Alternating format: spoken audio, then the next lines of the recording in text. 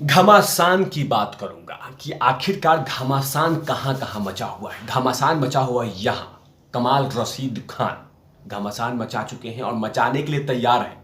और दूसरी तरफ एक और घमासान मतलब ब्रह्मास्त्र, ये भी घमासान मचा रही है अपने कमाई को लेकर। ब्रह्मास्त्र की कमाई को घमासान मची हुई है। जाहिर सी बात है, घमासान क्यों नहीं मचनी चाहिए।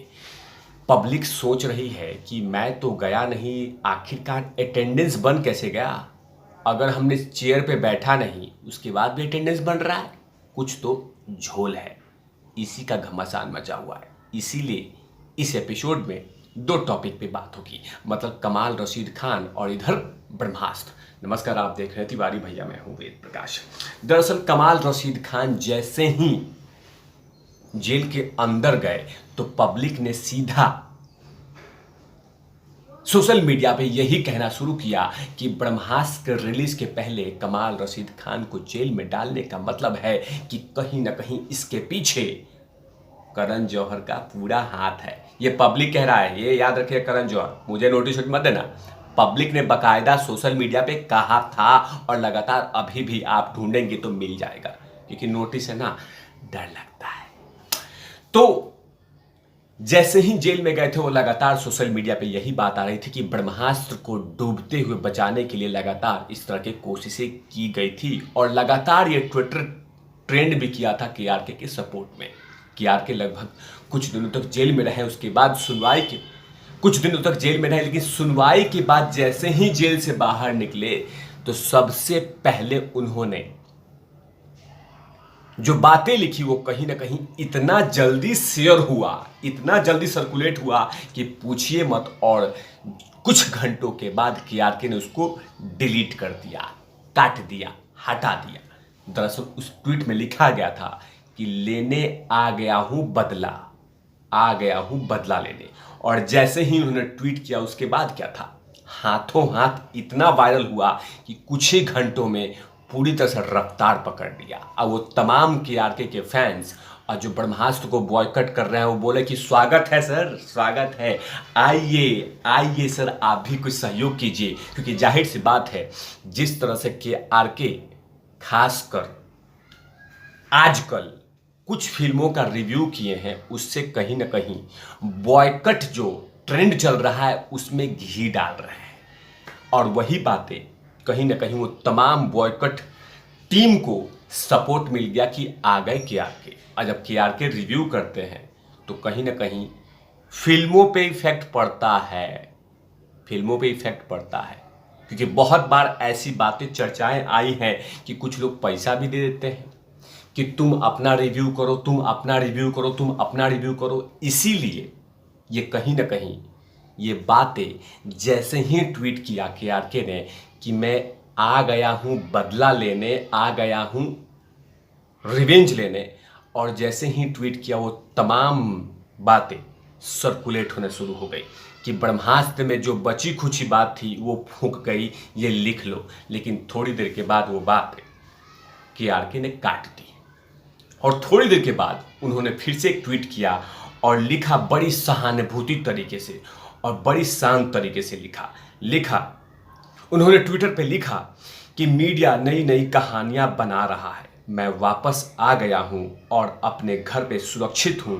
मुझे किसी से बदला लेने की ज़रूरत नहीं है। मेरे साथ जो कुछ हुआ वो बुरी चीज़ें हुई, मैं उसे भूल गया हूं। मैं मानता हूं कि ये मेरे किस्मत में लिखा हुआ था।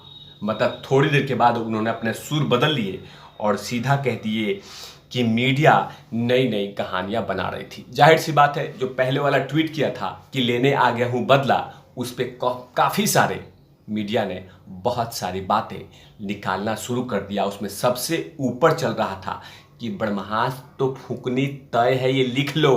क्योंकि जो बातें लिखी थी वो कहीं ना कहीं सीधा ब्रह्मास्त्र से जोड़ा गया था।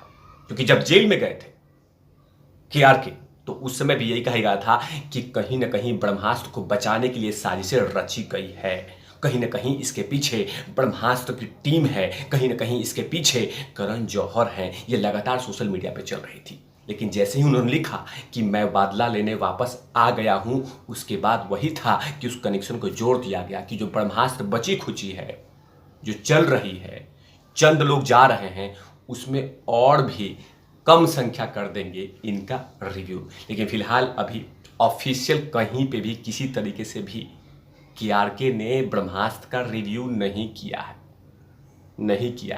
लेकिन फिलहाल उन्होंने कह दिया कि मुझे किसी से बदला लेने की ज़रूरत नहीं है, मैं बदला लेने नहीं जा रहा हूँ।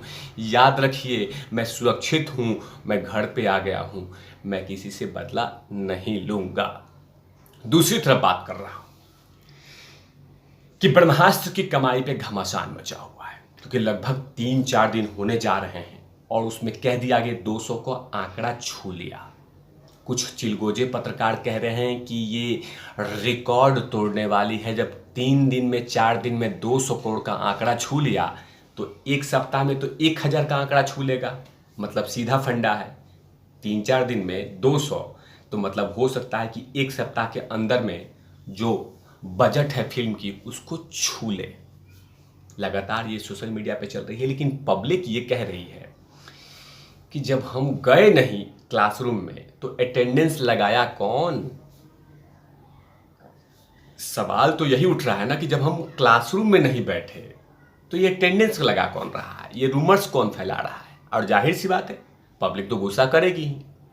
जब आप रूमर्स फैलाएंगे तो पब्लिक गुस्सा करेगी ना। जब पब्लिक रूमर्स फैलाती तो आपको दर्द होता है, कलाकार को दर्द, मतलब आप कीजिएगा, कलाकार को दर्द होता है। कलाकार गुस्से में आ जाते हैं कि हाँ, ये पब्लिक हमारे धैर्य का परीक्षा ले रही है, ये कर रही है, वो कर रही है, हम छोड़ेंगे नहीं, मतलब अर्जुन कपूर वाला। तो जब आप रूमर्स फैलाएंगे कि मतलब 200 करोड़ कमा लिया, 300 करोड़ कमा लिया, 400 करोड़ रुपया कमा लिया, तो कहीं ना कहीं पब्लिक तो सोचेगी ना, आज सोशल मीडिया पे आके दिखाएगी ना सबूत के तौर पर। जैसे ये रहा, ये देखिए, ये है खाली, ये है खाली, और ये है स्लाइड में खाली। मतलब कहीं पे भी खचाखच वाला वीडियो नहीं आ रहा है जिसमें एकदम पूरे भीड़ हो, लोग छाती पीट रहे हो, टिकट टिकट टिकट टिकट, मुझे टिकट दो, मुझे टिकट दो, मुझे टिकट दो। कहीं कोई एक वीडियो, खासकर करण जौहर के फैंस या धर्मा प्रोडक्शन के फैंस या रणवीर कपूर के फैंस या खालिया नहीं, लेटर आ जाएगा, आलिया भट्ट के फैंस, कहीं पे भी कोई एक वीडियो नहीं शेयर हुए हैं और ना ही दिख रहे हैं।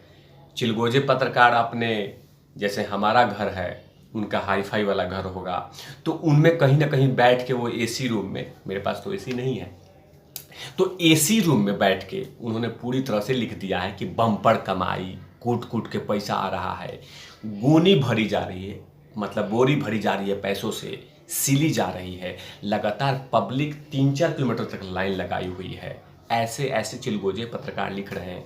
एक तो पत्रकार थे, इन्होंने कहा कि रात में मैं गया था, सुबह में टिकट मिला, रात में मैं गया था, टिकट ही नहीं मिला था। सबूत दिखाया कि टिकट कहाँ, टिकट तो मतलब इंतजार कर रहे हैं बॉक्स ऑफिस वाले, ए आओ ना देख लो ना, ए आओ ना देखो ना, ए आओ ना मूविया देख लो ना। ऐसे हाल है।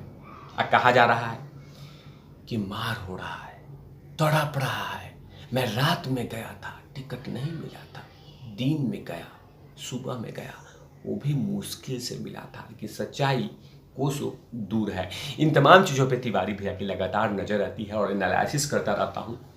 तब तक के लिए आप देखते रहिए तिवारी भैया। मैं हूँ वेद प्रकाश, कैमरामैन ध्रुव राठी के साथ। Open out 24।